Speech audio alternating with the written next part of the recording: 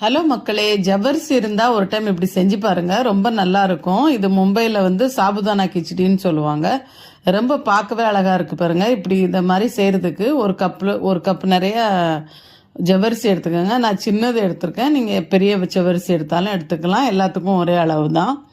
இதை நல்லா 2-3 டைம் கழுவிட்டு, ரொம்ப தேய்ச்சி கழுவக்கூடாது, லைட்டாக கழுவிட்டு அதில் ஒரு 3/4 கப் தண்ணி, அப்படின்னா அந்த ஜவ்வரிசி முங்குற அளவுக்கு தண்ணி வச்சு 3/4 அளவு எடுத்துக்கோங்க. ஒரு ஒரு கிண்ணம் எடுத்தீங்கன்னா 3/4 கிண்ணம் தண்ணி ஊற்றி ஊற வச்சிருங்க. ஒரு மணி நேரம். சின்ன ஜவ்வரிசியாக இருந்தால் 1 மணி நேரம், பெரிய ஜவ்வரிசியாக இருந்தால் ஒரு 2 மணி நேரத்துக்கு ஊற வச்சிருங்க. ஊற வச்சுட்டு தனியாக வச்சுட்டு நம்ம இந்த கடாயில் மற்ற இதெல்லாம் ரெடி பண்ணிக்கலாம். இதுக்கு ஒரு 1/2 கப்பு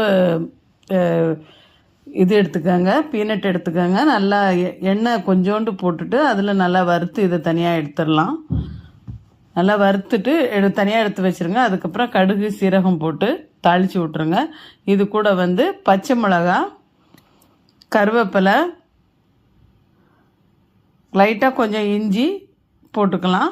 போட்டு இதுதான் தாளிக்கிற பொருள், ரொம்ப நிறைய தாளிக்கிற ஐட்டம் இதில் இல்லை. இவ்வளோத்தையும் போட்டு நல்லா தாளிச்சிருங்க.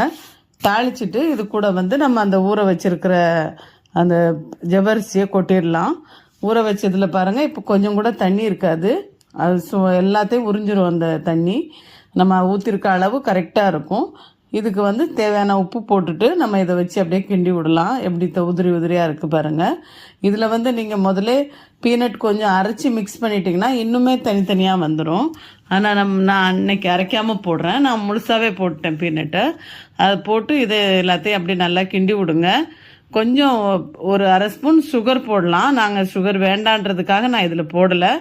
ஆனால் இது சுகர் போட்டால் இன்னும் நல்லாயிருக்கும். ஒரு 1/2 ஸ்பூன் சுகர் போட்டு எடுத்துருங்க, சூப்பராக இருக்கும். நல்லா இதை கொஞ்சம் மூடி போட்டு ஒரு 5 நிமிஷம் அப்படியே வேக விடுங்க. இந்த கண்ணாடி மாதிரி வந்துடும், நம்ம பார்க்கும்போது அது ஃபுல் கண்ணாடி லெவலுக்கு வந்துடும். அந்த டைம் வரைக்கும் நம்ம அதை வேக விடணும். இது நல்லா அந்த கிண்டிக்கிட்டே இருக்கணும். ரொம்ப நேரம் விட்டுறக்கூடாது, பிடிச்சிரும் எல்லாம் ஒன்றோட ஒன்று.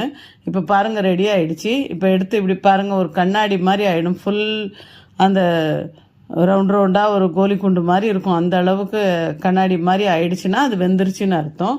ரொம்ப டேஸ்ட்டாக இருக்கும். ஒரு ஸ்நாக்ஸ் மாதிரி யூஸ் பண்ணிக்கலாம், ரொம்ப பிரேக்ஃபாஸ்ட் மாதிரியும் சாப்பிட்லாம். நான் அன்றைக்கி பிரேக்ஃபாஸ்ட்டுக்காக தான் இதை ரெடி பண்ணியிருந்தேன். ரொம்ப சூப்பராக இருக்கும். கண்டிப்பாக செஞ்சு பாருங்கள்.